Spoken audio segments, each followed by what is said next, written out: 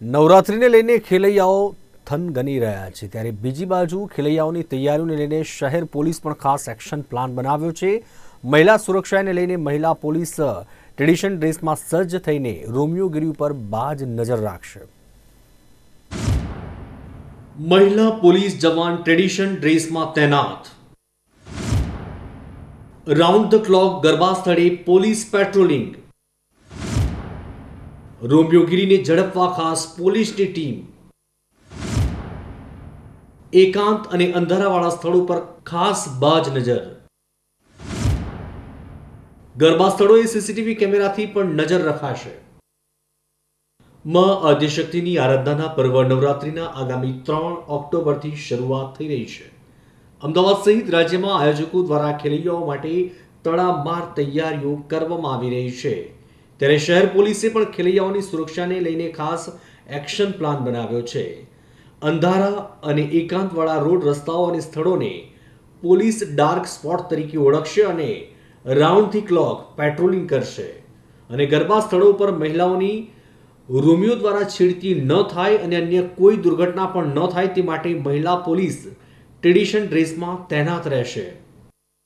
આગામી અમદાવાદ શહેરમાં નવરાત્રિના તહેવાર દરમિયાન અમદાવાદ શહેર ક્રાઇમ બ્રાન્ચ હેઠળ મહિલા પોલીસ સ્ટેશન પૂર્વ, મહિલા પોલીસ સ્ટેશન પશ્ચિમ તેમજ IUCAWની મહિલા પોલીસ અધિકારીઓ, અન્ય પોલીસ અધિકારીઓ અને મહિલા પોલીસ સ્ટાફ દ્વારા સતત અને સઘન પેટ્રોલિંગ કરવામાં આવશે। આ જે મહિલા પોલીસ સ્ટાફ છે, અધિકારીઓ છે, એ નવરાત્રિના ગરબાના પોશાકમાં ટ્રેડિશનલ ડ્રેસમાં પેટ્રોલિંગ કરી કાર્યવાહી કરશે અને એમની કામગીરીના ભાગરૂપે અમદાવાદ શહેરમાં આવેલા અલગ અલગ ગરબાના પાર્ટી પ્લોટ્સ, નાના હોય મોટા હોય, શેરી ગરબા હોય કે કોઈ પણ જગ્યાએ જ્યાં મોટી સંખ્યામાં પબ્લિકની અવરજવર હોય, આવા તમામ ગરબાના સ્થળો ઉપર પેટ્રોલિંગ ચાલુ રાખશે। પોલીસ ગરબા આયોજકોએ યોગ્ય સીસીટીવી કેમેરા લગાવ્યા છે કે નહીં તે બાબતે પણ ખાસ તપાસ કરવામાં આવશે અને કોઈ ક્ષતિ જણાય તો તાકીદે કાર્યવાહી હાથ ધરાશે। સાથે જ નવરાત્રી દરમિયાન પોલીસ કંટ્રોલ રૂમમાં આવતા ફોન કોલ્સ ઉપર પણ ખાસ ધ્યાન રાખવામાં આવશે અને બીજા દિવસે તે વિસ્તારોમાં વધારાનો બંદોબસ્ત પણ ગોઠવવામાં આવશે।